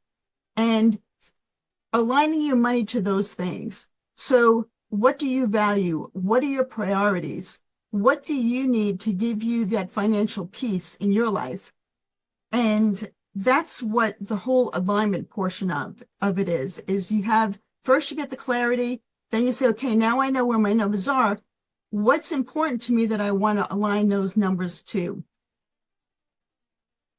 The next step is strategy. And this was probably the real turning point for me because it was a plan. I could start to see very dimly a light at the end of the tunnel. And oftentimes what happens, especially with women, is they feel like they're not worthy of money, first of all. And they also feel like they don't know what to do. They have no clue how to even start. And the first step is, like I said, take no judgment, look at your numbers and start there. And once you have that, then you can start to build that strategy. And it doesn't have to be complicated. It could be very simple. Like I said, my strategy was in the beginning, literally using these envelopes. And today it's so much easier because there's so much things you can do with automation that strategy can be automated. So it doesn't take a lot of time from you to make that happen. You're not looking for perfection. You're not looking for restrictions. I'm not about budgets. Budgets to me feel very constraining. It's just about directing your money to where you want it to go, to what's going to be important for you in your life and what matters to you. The next step is momentum. And this is where the consistency comes into play. If you take these steps and consistently do them over time, that's where the momentum starts to build. And the thing is that in the beginning, when you're making these steps and you're doing them, you don't really notice it. It's just like when you go to the gym, you work out and you don't really see any changes on you. It's the same thing with money. You make these decisions and you do these steps constantly. I save every week. Okay, I save $100. I save $10. Whatever it is, whatever you can save, it's important to do it consistently. And you won't feel like you're making much progress initially. But when you look a month from now, or 6 months from now, or a year from now, or 5 years from now, or 20 years from now, that's when you see where it all pays off. That's when you see all that consistency and that momentum that got built from that consistency has really changed where you are in your life from a financial standpoint. The next step, the other thing I wanted to say about that too is that, like I said, those small wins of those repetitions, you'll start to see those, and those small wins continue to build into bigger wins. And it builds that momentum. And the final step is wealth.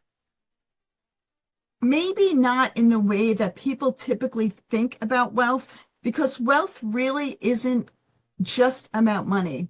I know people oftentimes think that's what it really is all about, but wealth is really about freedom. Wealth is about choice, about peace, and security.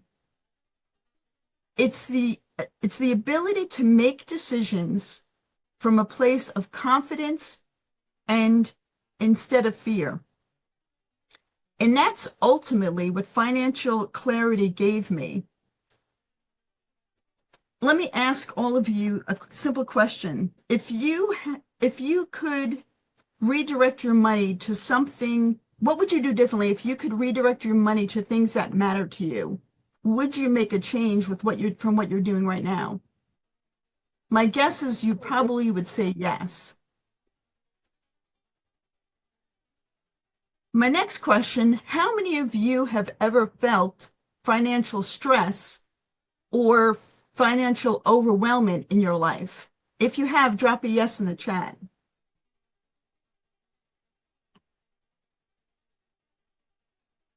Yeah, as I expected, most of us, if not all of us, have had that feeling at one point in time in our life or another, and maybe multiple times. And oftentimes women feel that financial stress or, not really having a good control of their finances is something that it's just unique to them. And that's not the truth at all. I think most women feel that way. And, you're not alone in that feeling. But eventually I realized that working hard wasn't enough. And the problem was really going back to the clarity. And once I started creating that clarity and stopped chasing perfection, that's when everything started to change. And ultimately, that's when I started to feel a calm, a peace, freedom, and choice starting to move in my direction. Not perfection, not status, not having figured everything out, just peace and confidence and the ability to make choices that mattered to me, that were aligned to what was important to me. Now, I'm going to tell you a little bit more about why this became such an important thing for me, and it became so much bigger than money. Financial clarity didn't just help me change the numbers on my spreadsheet. It gave me something more valuable. It gave me the freedom of choice. And years ago, probably almost 27 to the day, because my daughter's 27 years old. Yesterday was her birthday.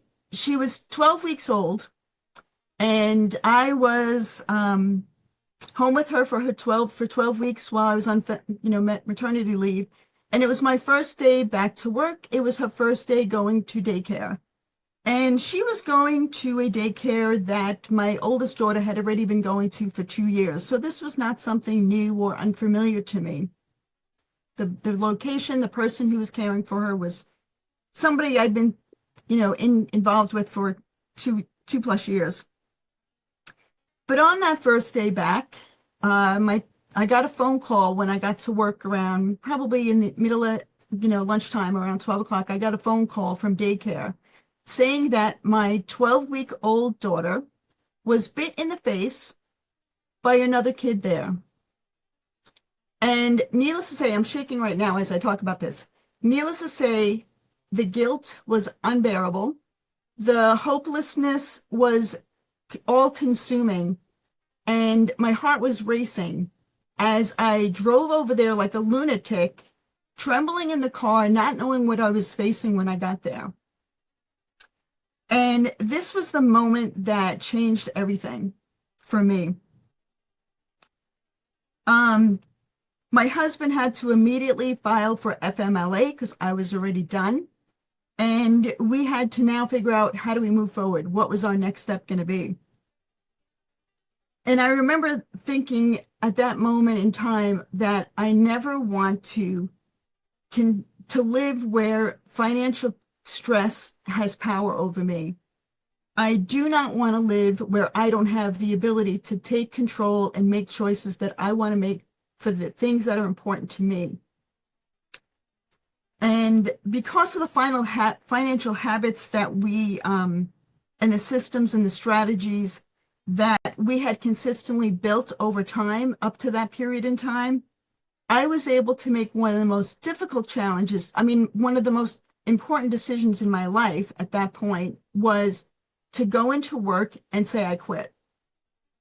And I stayed home with my girls for the next 8 years. Now, to be clear, this wasn't a decision that I was able to make because we were lucky. It was a decision that I was able to make because of what we had done from the 23-year-old selves up until that point at 35 years old. And that gave me the freedom to walk away from my job and be able to say, I'm going to stay home with with my girls for the next 8 years until I can feel comfortable that they can speak, protect themselves, at least something to have them be able to do things that are important and communicate with me about what's going on if I'm not with them.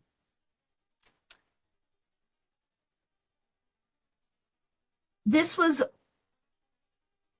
all possible because of consistency, planning, aligning to our values of what was important to us, what the priorities were. And keep in mind that that stuff may change over time. I mean, obviously, when we first got married, kids weren't an issue. That wasn't a priority in my life at that point. But when they were born, that changed things dramatically for me. And that was a huge priority. And when that happened with my daughter, it was like there was no option. And I was in a position because of what we had done to be able to make a choice that gave me the peace that I needed to be able to continue to move forward. This is when I finally realized that financial freedom isn't about money. Financial freedom gave me choices to pivot when life changes, to protect my peace, and to prioritize my family, and to create a life that was aligned to my values instead of reacting to financial stress. And this is exactly why I'm so passionate about talking on this subject matter, and why I want to give other women and other people, not just women. I mean, this doesn't apply only to women, but I feel like there's something that I always relate more so to women, where this is so powerful for all of you. And I think deep down, especially women, this is really what they really want from a financial standpoint. It's not about perfection. It's not about having $1 million tomorrow. It's about peace, confidence, and security, and the ability to make choices that are important to them for what really matters to them and what their priorities are. And to be able to do that from a place of strength instead of fear. So Come on. There we go. That's my daughter in the high chair when she was younger. And that's my family on the other picture. So if there's one thing I hope you take away from this today, it's that no matter where you are financially right now, you are not stuck. You do not need to know everything, and you do not need to be perfect. And I can tell you for sure, you do not need a financial background. Because as a 9-year-old, I certainly didn't have a financial background. I had my uncle telling me all the time, but it wasn't a 9-year-old who had some kind of financial background who made this happen and took what he said and used it throughout my life.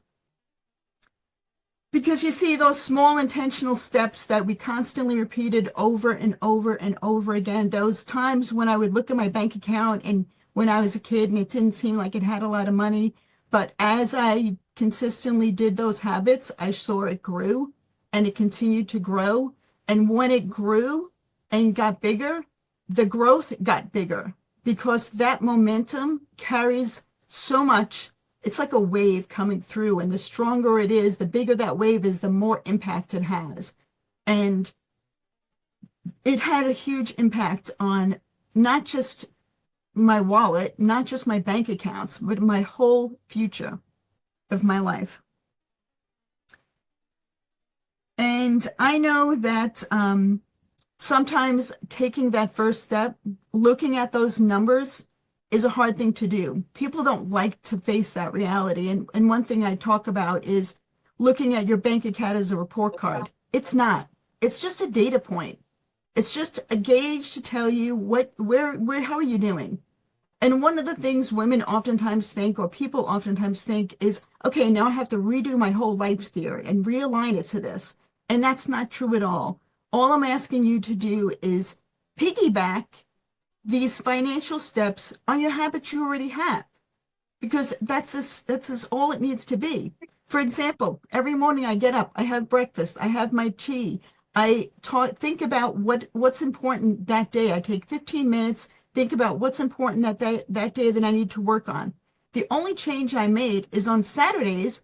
One of the things I also add to my habit is I also use that as my money audit day, where I look at my money. I say, is it still aligned to what's important to me? Am I moving the right amounts to those different things? And if I am, good. But it's my weekly check-in on my money and just saying, how am I doing? So I know it's hard to take that first step, but I tried to make that easy for you. And that's why I created a gift that I want to give to all of you. It's called my Financial Clarity Starter Kit. And I have a slide here that has the QR code. It also has the web address there, and I know Diane or Olga will drop it in the chat for you as well. But I encourage you to download my starter kit. And for those of you who are ready to maybe even take another step, I am also opening up a few spots for my beta coaching session where I can help you actually step through these processes with you one-on-one. And if that's something you're interested in, we can talk more about that at another time. But I encourage you to at least get started with the starter kit and help you move forward with ease without feeling, like overwhelming. It's a simple thing, and it gives you a financial snapshot worksheet, an emergency fund starter plan, a money clarity tracker, and a simple roadmap to help you start organizing yourself and your finances with more confidence and clarity. So if you want to take a second and scan the QR code, I encourage you to do that. And honestly, share it with anybody else. If you know of somebody else who this would be beneficial to, share it. I'm happy to. It's not something I care. The more you share it, the better it is. I want to help as many people as I can. So hopefully, if what I spoke with today, I hope that you realize that you simply need clarity and stop avoiding your finances, because what you if you avoid it, you can't fix it. So if you don't avoid them, you can actually have control over that and make a difference. That there's no judgment, there's no shame in doing that. And regardless of where you're starting from, I want you to remember that financial freedom is possible through not through perfection, but through clarity, consistency, intentional choices, and that plan. So thank you for your time today. Thank you for taking time out of your day to be here with us. I appreciate that. I know that everybody's really busy, but I really do appreciate everybody's time today. And if we have a few seconds left for questions, I'm happy to answer any questions anybody has.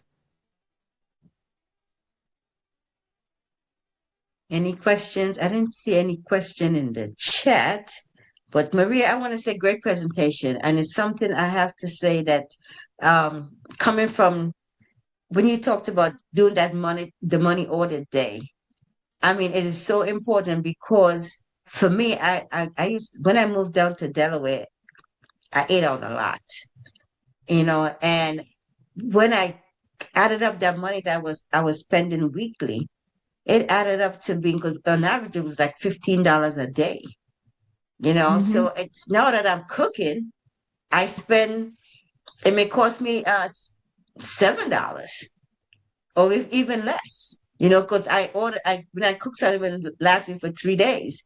But yeah, all these little things how they add up. And you talked about the envelope, or in school I don't think they teach you financial literacy anymore, Wow. you Yeah. know. And that was And one of the things that's I a sad remember. thing. Yeah. Yeah, remember them doing. You had your little envelope. Everybody had a bank account as a kid, So thank you so much for sharing. So that anyone, so Maria, if you could stop share, we can put everything in the chat, and so we can see the screen and see if anybody will have their hand up to get their questions answered. But today was fantastic.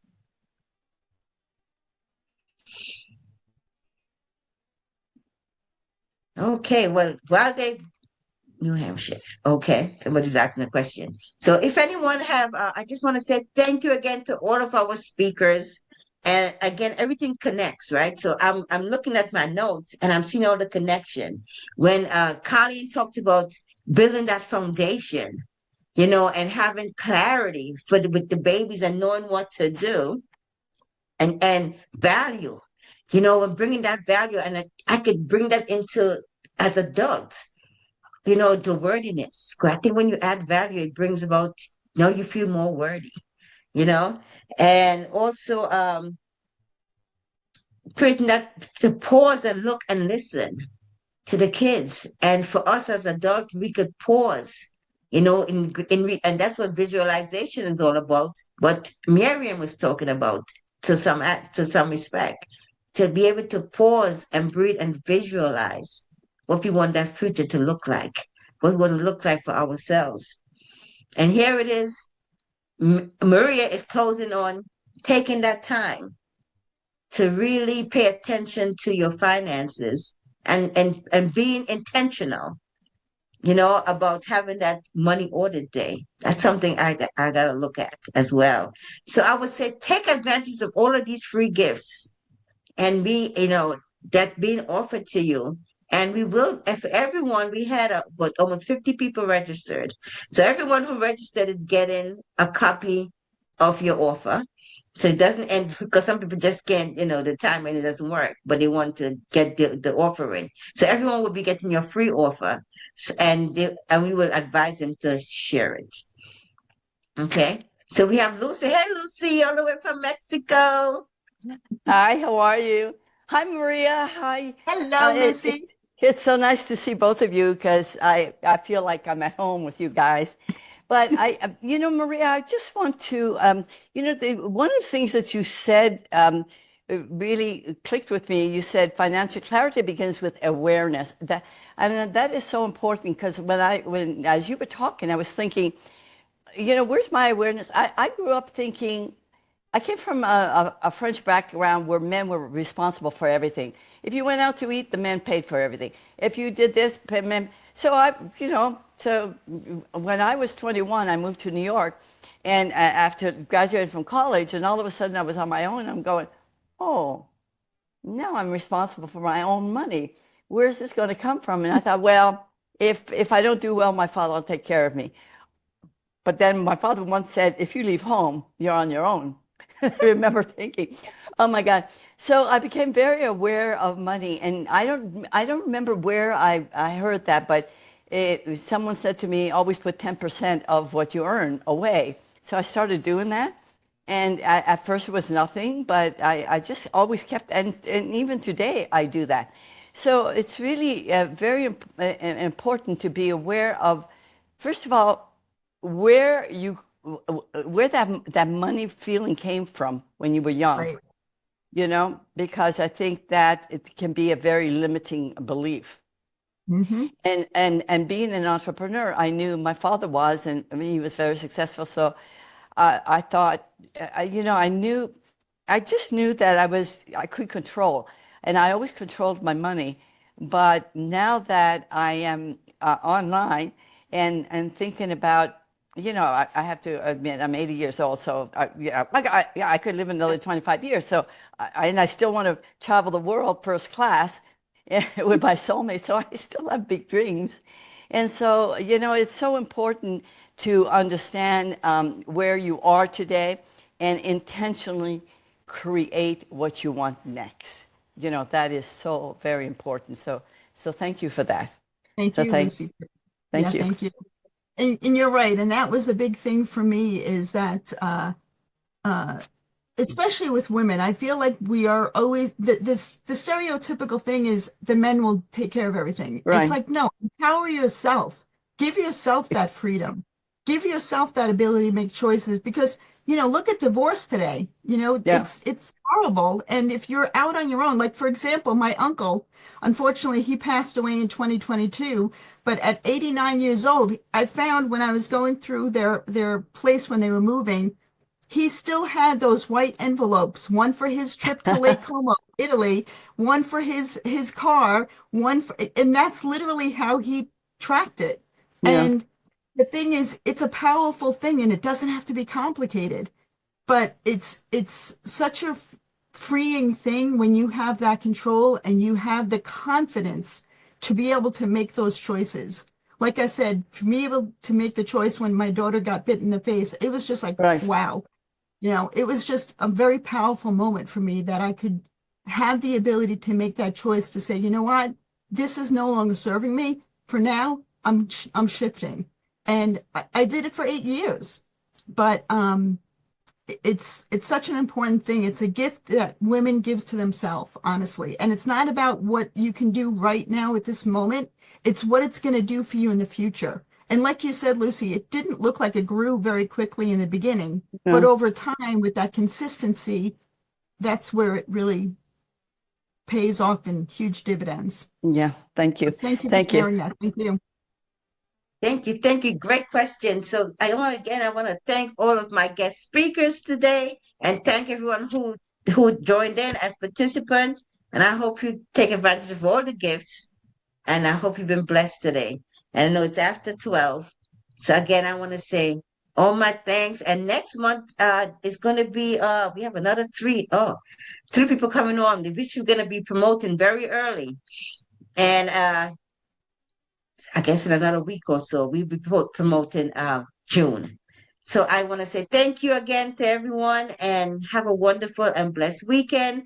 And before you leave, for those of you all, I have a group that made going along with what Marianne was saying. It's called The Secret to Manifesting Your Intention. And I'm going to be doing that tomorrow morning at 8:30 for 1 hour. I do a check-in, a weekly check-in, and it's the same link you used today. So you could join me tomorrow morning at 8:30. I know we got to get ready for church. That's why it's so early. So just for about an hour, we get together and share our intentions and what we want to manifest in life. So thank you, Marianne. Thank you, Colleen. Thank you, Maria. And blessings to each and everyone who joined us today. Thank you. Diane, I am so sorry I am late. I thought it was at 12 noon Eastern, which is 9 Pacific. Oh, that's okay. You'll get the recording. Don't worry about it. And the Well, recording is I feel terrible, but I was also excited about it, and then I get everybody's going, "Well, that was a great presentation." I'm thinking, "Whoa, what what did I miss?" Okay, so so it's so that I know, saying I'm a speaker one in a couple of months, so I know. Is it not 12 noon that it starts Eastern? 10, 10 Eastern. So it ends at 12. Okay, Okay. you get the recording. So now Jen said something really great. So Jen has a new book that's out as well. So we know we love promoting and supporting everyone on this platform. So Jen, what's the name of your book? The Devil with a Devil with a briefcase. Stop winging it. Start winning. okay. I With love the TED. finances again. Okay. So Jen is going to be coming on in July. You. Okay, so we got a lot of great things happening. So thank you so much. Daniel, get the recording, no worries. And Super. thank you Okay. again to all my speakers and participants that joined in. Oh, that's good. Okay. Awesome. Thank you so much. Thank you. Bye bye. Bye. Have a great weekend.